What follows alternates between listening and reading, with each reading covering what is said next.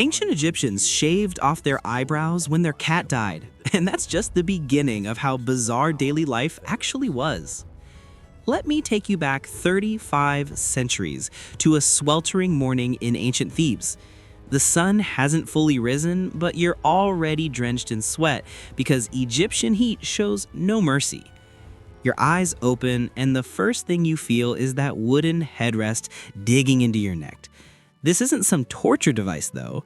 You're protecting the elaborate hairstyle you spent 3 hours creating yesterday with extensions, braids, and enough beeswax to waterproof a boat. Rich Egyptians visited professional barbers weekly, and they'd rather endure neck pain than face their neighbors with messy hair. Because appearance wasn't vanity in Egypt, it was a direct reflection of your spiritual cleanliness and social standing. You drag yourself up and immediately head to your morning hygiene routine, because ancient Egyptians were obsessed with cleanliness in ways that would put modern germaphobes to shame. You grab a frayed twig that serves as your toothbrush and start scrubbing with a gritty paste made from crushed rock salt, powdered iris flowers, and fresh mint leaves. The wealthy mixed in myrrh and frankincense because sweet breath meant you were pure enough to approach the gods. Egyptians believed that physical cleanliness and spiritual purity were the same thing. If your teeth were rotting or your breath smelled foul, you were essentially advertising that you were spiritually contaminated. Nobody would stand near you at the temple or trust you in business dealings. After washing your entire body with natron salt that doubles as soap, you're ready to get dressed. Here's where everything you learn from Hollywood falls apart. That linen you're wrapping around yourself is practically transparent. You can see skin through it. This wasn't ancient Egyptians being provocative or scandalous. The desert temperature regularly soared to levels that would make modern humans seek emergency shelter. Ultralight breathable sheer fabric was the difference between functioning and collapsing from heat stroke. Men typically wore simple loincloths or wraparound kilts that ended at the knee. Women wore fitted tube dresses with shoulder straps that hung straight down. The only real difference between a farmer and a nobleman was the pleating. Wealthy Egyptians commissioned linen so finely pleated that master weavers spent months creating a single garment. The pleats were microscopic and made the fabric shimmer like flowing water when you moved. But the real status symbol was jewelry, and Egyptians wore shocking amounts of it. Gold-colored necklaces that covered your entire chest, thick bands of silver around your biceps, rings on every finger, anklets that jingled when you walked. This wasn't about showing off wealth, though. Every single piece of jewelry served as protective magic.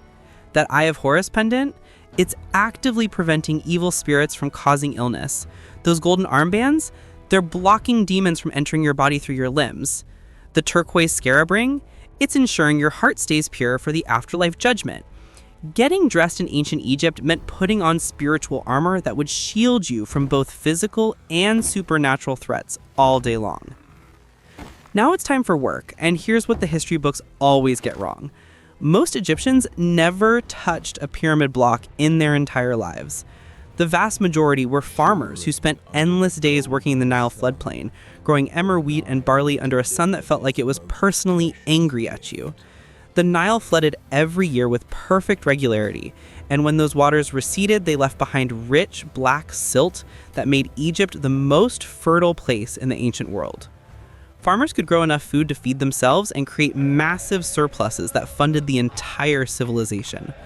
But during the flood season, when fields vanished underwater, the pharaoh implemented a brilliant labor system. He conscripted farmers for monument construction and paid them in daily rations of bread and beer. You received housing at the worksite. You got medical treatment if you were injured. You were fed regularly. Some farmers actually preferred pyramid building to agricultural work because monument construction was backbreaking, but at least you weren't bent over in flooded fields fighting with a wooden plow while insects swarmed your face. Midday arrives and you're eating lunch, which consists primarily of bread, accompanied by onions, dried fish, and, if you're incredibly fortunate, some dates or figs. Here's the nightmare that nobody warns you about. That bread contains sand. Lots of sand. The grinding stones used to mill grain shed tiny particles into every batch of flour. Every bite you take is literally grinding down your teeth. Archaeologists examine ancient Egyptian mummies and find teeth worn completely flat, exposing the sensitive pulp and nerve. The dental pain must have been absolutely constant and agonizing. Modern dentists look at these remains and wince because there was no relief available. You couldn't fix it, you just suffered. To wash down this sandy bread, you drink beer, because Nile water was essentially a lottery of intestinal diseases. Beer was safer, nutritious, and filling. Even small children drank a weak version with every meal. The brewing process killed dangerous bacteria, while the barley provided essential calories and nutrients. Nobody was trying to get drunk, they were trying to survive.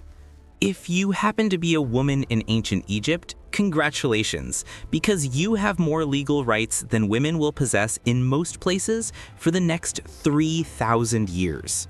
You can own property in your own name. You can start and run businesses. You can initiate divorce proceedings and keep your wealth and possessions. You can take people to court and provide legal testimony that carries equal weight. Female doctors treated patients of all genders. Female priests performed sacred rituals in temples. Female pharaohs ruled the most powerful nation on earth. A physician named Pesachet held the title of overseer of female doctors 4,000 years ago, managing an entire medical department. Queen Hatshepsut ruled Egypt for over 2 decades and commissioned some of the most magnificent architecture in history.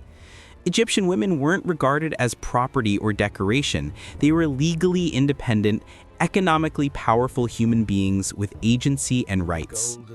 The long afternoon stretches on, and if you have children, they're probably playing with toys that look shockingly modern. Archaeologists uncover wooden lions with moving jaws controlled by strings, leather balls stuffed with papyrus reeds, clay dolls with real human hair and movable arms and legs.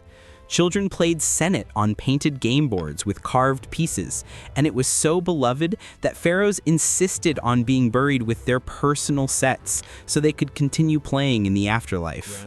Parents wrote heartbreaking letters to deceased relatives, desperately begging them to protect living children from disease and accidents. The profound love Egyptian parents felt for their children echoes across 4 millennia. Childhood in Egypt wasn't something to be merely endured or survived. It was genuinely cherished and protected. As sunset approaches, you're applying makeup. And this practice crosses all gender lines completely. Men wore exactly as much kohl eyeliner and colored eyeshadow as women did. That distinctive thick black liner surrounding your eyes isn't cosmetic preference, it's made from lead-based galena, and it genuinely prevents painful eye infections caused by harsh desert sun and persistent flies. The green eyeshadow, created from ground malachite stone, invokes divine protection from Horus and Hathor. Your face serves as both medicine and spiritual defense, repainted fresh every morning. Ancient Egyptians invented dramatic eye makeup thousands of years before modern beauty influencers. Night finally descends, and you're lying on that wooden headrest again, gazing at stars through your window or from your roof where cooler air provides relief. Whether you're a pharaoh in a palace or a farmer in a mud brick house, you believe the same fundamental truth. When death comes, your soul begins a dangerous journey through the underworld, facing monsters and tests. Your heart gets weighed against Ma'at's feather of truth. If your heart proves lighter, you'll live eternally in the field of reeds, which is essentially perfect Egypt with abundant harvests and zero suffering. If your heart weighs too heavy, Amet devours it and you vanish into non-existence. Daily life in ancient Egypt wasn't really about pyramids or gold or divine pharaohs. It was about enduring brutal heat, protecting beloved family members, maintaining spiritual purity through cleanliness, working exhausting jobs, and believing every action carried eternal consequences. They worried about dental pain and sick children and successful harvests, exactly like we worry about our own problems. They just had significantly better eyeliner and dramatically worse dentistry.